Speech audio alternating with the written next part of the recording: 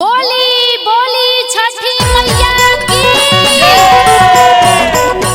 ER music की धमाकेदार प्रस्तुति। Music by Vinay Sharma. चलो पीछे खार बाजी है, खार बाजी है, खार बाजी है।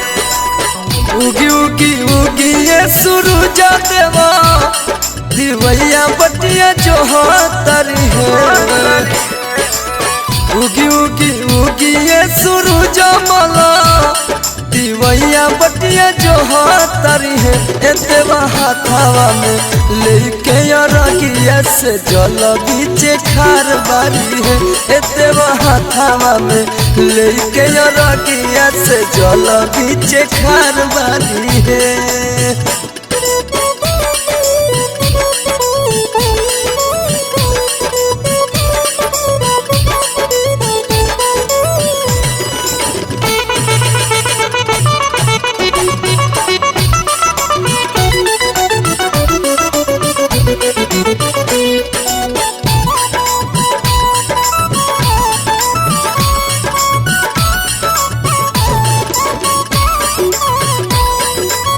सुपकल सुपवा के धैलिया चरहवा लगो तबे चार ठर भैनी भीनु सरवा।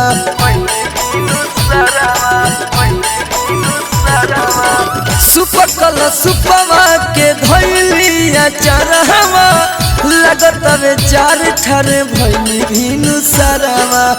जनतनी बावे राउर महाराजी और लगावो तरी हो।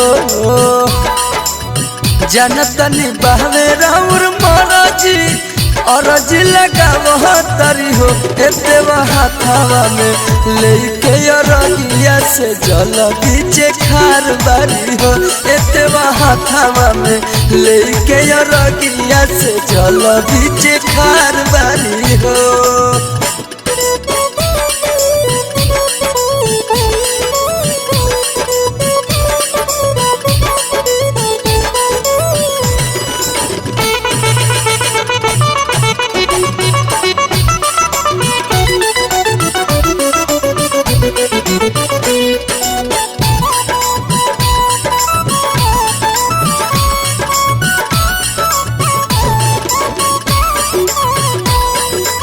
सझिए से भूखल मारी नया नोहर कनिया। छठी मैया दे दिनाया के दरसनिया, के दरसनिया, के दरसनिया। सझिए से भूखल मारी नया नोहर कनिया। छठी मैया दे दिनाया के दरसनिया। शर्मा विनय मुकेश से दौरा ढोवा तरी हो। शर्मा विनय मुकेश से दौरा ढोवा तरी हो। एतेवा हाथावा में लेके रगिया से जल बीचे खार बारी हो।